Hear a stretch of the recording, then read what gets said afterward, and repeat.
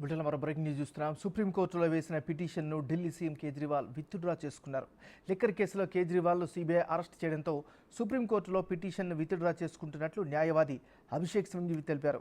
Trial court bail ఆర్డర్పై హైకోర్టులో stay ఇవ్వడాన్ని సవాల్ చేస్తూ ఇదివరకు కేజ్రీవాల్ సుప్రీంకోర్టులో పిటిషన్ వేశారు.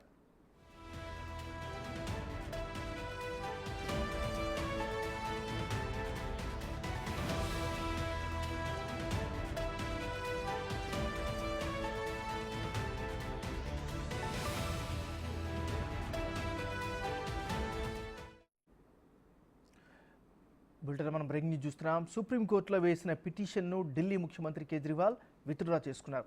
లిక్కర్ కేసులో కేజ్రీవాల్ను సీబీఐ అరెస్ట్ చేయడంతో సుప్రీంకోర్టులో పిటిషన్ విత్డ్రా చేసుకుంటున్నట్లు న్యాయవాది అభిషేక్ సింఘ్వి తెలిపారు.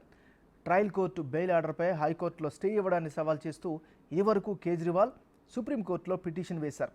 ఇక తాజా అప్డేట్స్కి సంబంధించి మరింత సమాచారాన్ని మా రిపోర్టర్ శివ లైవ్లో అందిస్తారు. శివ, చెప్పండి. రైట్, ఏమైనా Delhi liquor policy money laundering కేసులో ఢిల్లీ సీఎం అరవింద్ కేజ్రీవాల్ను ఈడీ మార్చి 21న అరెస్ట్ చేసిన తర్వాత రౌజవనీ కోర్టులో హాజరుపరిచారు. తర్వాత రౌజవనీ కోర్టులో సీఎం అరవింద్ కేజ్రీవాల్ తరపున న్యాయవాదులు బెయిల్ పిటిషన్ దాఖలు చేశారు. బెయిల్ పిటిషన్లో వాదులు ప్రతివాదులు విన్న తర్వాత వెకేషన్ బెంచ్ న్యాయమూర్తి న్యాయబిందు అరవింద్ కేజ్రీవాల్కు బెయిల్ మంజూరు చేస్తూ ఆదేశాలు ఇచ్చారు. అంటే కొన్ని కండిషన్స్తో పూచికతో ₹1,00,000 బెయిల్ బాండ్ పూచికతో బెయిల్ మంజూరు చేశారు. ఈ బెయిల్ ఇవ్వడాన్ని సవాలు చేస్తూ ఈడీ తరపు న్యాయవాదులు ఢిల్లీ హైకోర్టులో పిటిషన్ దాఖలు చేశారు. స్టే విధించాలంటూ కూడా పిటిషన్ దాఖలు చేసిన నేపథ్యంలో తదుపరి విచారణ కొనసాగే వరకు ట్రయల్ కోర్టు ఏదైతే తీర్పు ఇచ్చిందో ఆ తీర్పుపై స్టే విధిస్తూ ఢిల్లీ హైకోర్టు ఆదేశాలు జారీ చేసింది.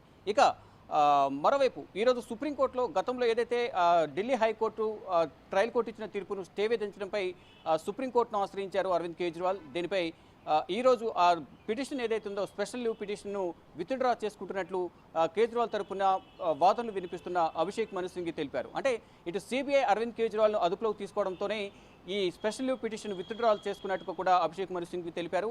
మొన్న ఇప్పటికే ఈడీ కస్టడీలో భాగంగా ఈడీ కేసులో జ్యుడిషియల్ కస్టడీలో భాగంగా తిహార్ జైల్లో ఉన్న అరవింద్ కేజ్రీవాల్ను మొన్న సిబిఐ అధికారులు విచారించి నిన్న అదుపులోకి తీసుకున్నట్లుగా ప్రకటించి ఈరోజు ఉదయం రౌజవనీ కోర్టు న్యాయమూర్తి ముందు అరవింద్ కేజ్రీవాల్ హాజరుపరిచి విచారించేందుకు అనుమతి ఇవ్వాలంటూ కోరిన నేపథ్యంలో విచారణకు అనుమతి లభించింది. కానీ ఎన్ని రోజులు ఈ సిబిఐ కస్టడీకి ఇస్తారనే దానిపై కూడా ఇంకా వాదనలు కొనసాగుతున్నాయి.